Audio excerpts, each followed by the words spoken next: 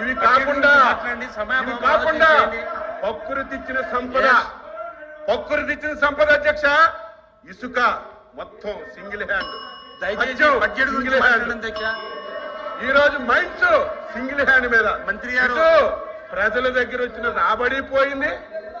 ప్రకృతి ఇచ్చినటువంటి సంపద మొత్తం దోచేసి ఈ రాష్ట్రాన్ని ఫైనాన్షియల్ గా అధోగతి చేస్తే 8 మాసాల్లో గర్వపడుతున్నాను. నేను కూడా 6 సార్లు ఎమ్మెల్యేగా హామీలు ఇచ్చాం, అధికారంలోకి వచ్చాం. పరిస్థితి చూస్తే దారుణంగా ఉంది. మనం చేయగలం మంత్రి గారు, హామీలు నెరవేర్చగలమా అని ప్రభుత్వం అవసరం ఉంది. ఈ దేశంలో 29 రాష్ట్రాలు ఉన్నాయి. బడ్జెట్ సమయాన్ని చెప్తున్నారు 4,000 రూపాయలు పెన్షన్ ఈ దేశంలో ఎక్కడైనా ఇచ్చారా? ఏ రాష్ట్రంలో ఇచ్చారా? హైయెస్ట్ 1,200. ఒక రాష్ట్రంలో 2,200 ఇస్తున్నారు. 4,000 రూపాయలు పెన్షన్ 24 లక్షల మందికి 1వ తారీఖే ఇంటికిచ్చి పెన్షన్లు ఇస్తున్నాం. ఇవన్నీ ఒక్కొక్కటి చేసి ఒకటే మాకు ప్రజలు అచంచల విశ్వాసం నమ్మకంతో మాకు అధికారాన్ని ఇచ్చారు. ప్రజల విశ్వాసాన్ని నమ్మకాన్ని ఎక్కడా పోగొట్టుకోం. తప్పనిసరిగా ఎన్నికల్లో ఇచ్చిన ప్రతి హామీ నెరవేర్చిన తర్వాత మళ్ళీ ప్రజల దగ్గరికి వెళ్తాం. మా మీద విశ్వాసం నమ్మకం ఉంటే ఈ రాష్ట్రాన్ని బాగు చేస్తామని ఒక విశ్వాసం ఉంటే మళ్ళీ మాకు మంత్రి గారు చేస్తారు. ఆ విధానం ఏదో రాజకీయం గురించో విమర్శల గురించో మేము ఎప్పుడు మాట్లాడు. దయ ఉంచి ఎప్పటికైనా సరే గతంలో చేసిన తప్పులు మీరు తెలుసుకొని మీరంతా కూడా వ్యవహరిస్తే కొంతవరకైనా బాగుంటుందని చెప్పి వ్యక్తిగతంగా నేను సలహా ఇస్తున్నాను. ఇది ఎప్పుడు కూడా తాత్కాలిక భవనాలని ఎప్పుడు అనలేదు. ట్రాన్సిట్ సెక్రటేరియట్ కొత్తది కట్టిన తర్వాత దీన్ని కూడా మళ్ళీ ఉపయోగంలోకి తీసుకొస్తామని ముఖ్యమంత్రి గారు మేమందరం 100 సార్లు చెప్పినా సరే దాన్ని తప్పుదోవ పట్టించి తాత్కాలికం అని చెప్పి మీరు ఎంత చెప్పినా ఎవరు వినే పరిస్థితి ఉండదని ఈ సందర్భంగా సభ్యులందరికీ తెలియజేస్తూ మంచి సలహాలు ఇవ్వండి. ఇంకా ఆర్థికంగా ఏం చెయ్యాలో, ఏం విధంగా చేస్తే రాష్ట్ర ఆర్థిక పరిస్థితుందో మీరు చెప్తే మంత్రి గారు అధ్యక్ష ప్రభుత్వంలో ఉన్నారా? ప్రభుత్వంలో ఉన్నారు. 11 లక్షల కోట్లు అప్పు తెస్తే దయచేసి పెట్టారు. కనీసం 12,000 కోట్లు ఖర్చు పెట్టలేదు. కాదు ఎప్పుడు రాష్ట్ర ఆదాయం పెరుగుతుంది, ఎప్పుడు సంపద పెరుగుతుంది, ఈ ఆలోచనలు చేయకుండా ఇష్టానుసారంగా మాట్లాడితే ఇది మంచి విధానం కాదు.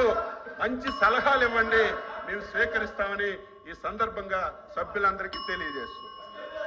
ఎల్ఓపి గారు. అధ్యక్ష, అచ్చెన్నాయుడు గారు సుదీర్ఘమైన ఉపన్యాసం ఇచ్చారు. వాస్తవాలను మరుగుపరుస్తూ నందిని బమ్మి చేయడానికి వచ్చి ఆయన ప్రయత్నం చేశారు. ఈ సెక్రటరియట్ గురించి మాట్లాడినప్పుడు 10,000 అంటే రుషికొండ గురించి మాట్లాడారు. అది ప్రభుత్వ భవనం. ఇప్పుడు ఆయన చెప్పారు కదా 26 స్క్వేర్ ఫుట్కి 26,000 అని చెప్పారు కదా. ఇప్పుడే చెప్పారు కదా. ఎవరు వాడుకోకపోవడం చేతగా మీ చేతగా ప్రభుత్వం చేతకంటాను. ప్రభుత్వం వినండి, చెప్పింది వినండి. అధ్యక్ష మీరు కూర్చోండి. అధ్యక్ష సమాధానం చెప్పనివ్వండి. అధ్యక్ష 26,000 స్క్వేర్ ఫుట్ కింద చెప్పారు కదా అధ్యక్ష. అందులో జరిగింది అధ్యక్ష, అందులో అవతకులు జరిగేది కదా అధ్యక్ష. ఆయన ఉద్దేశం ప్రకారం అందులో దోపిడీ జరిగిందనే ఉద్దేశమే కదా అధ్యక్ష. అది తప్పు జరిగిందనే అధ్యక్ష.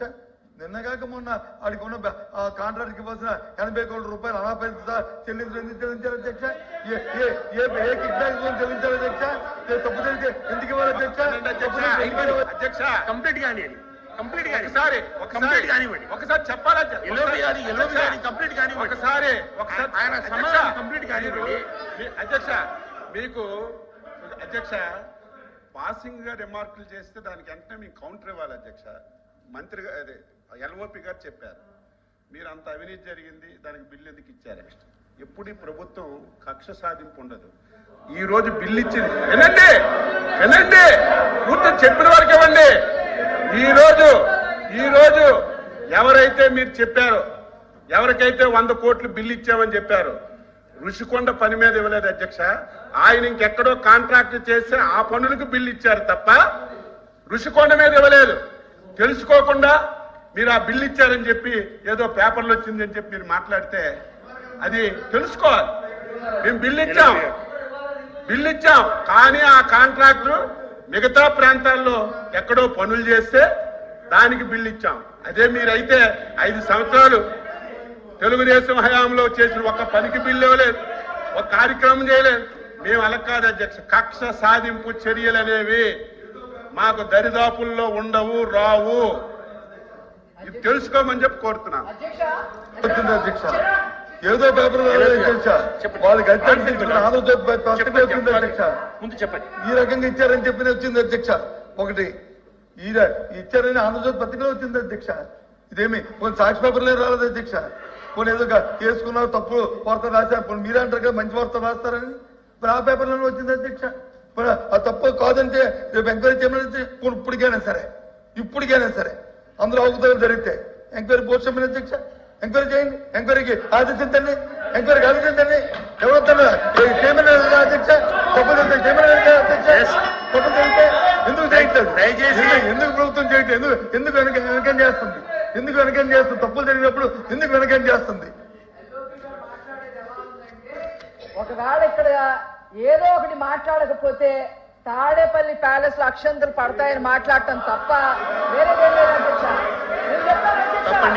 అధ్యక్ష నిజంగా ఋషికొండ ప్రభుత్వ భవనం అని అన్నారు అధ్యక్ష. ఋషికొండ ప్యాలెస్ ప్రభుత్వ భవనం అని చెప్పారు అధ్యక్ష. బాకి తప్పులు కూడా ఎందుకున్నాయి అధ్యక్ష? సరే ప్రభుత్వ మరి ప్రజావేదిక ప్రభుత్వ భవనం కాదా? ఎందుకు రకాలు చూశారు? ప్రజావేదిక ప్రభుత్వ భవనం కాదా? మాట్లాడి అచ్చెన్నాయుడు గారు మాట్లాడిన దాంట్లో విధ్వంసాలు అనుకున్నప్పుడు మా సభ్యుడు ఏం చెప్పాడు, రే బాబు ఈ జరిగిన అంశాలన్నింటినీ కూడా చూమిటి చెప్పాడు. ఏది విధ్వంసం అని చెప్పి అడిగాడు. మెడికల్ కాలేజీ కట్టడం విధ్వంసమా, పోర్టులు కట్టడం విధ్వంసమా, లేదు జడ్జీలు కట్టడం విధ్వంసమా, లేదు నాన్ స్కూల్లో కట్టడం విధ్వంసమా? ఈ సందర్భాన్ని ఆయన పుట్టుకించారు తప్ప వ్యక్తిగతంగా ఆయన ఎవరిని విమర్శించేది? వ్యక్తిగతంగా విమర్శించారా? మీరు వ్యక్తిగతంగా విమర్శించారు.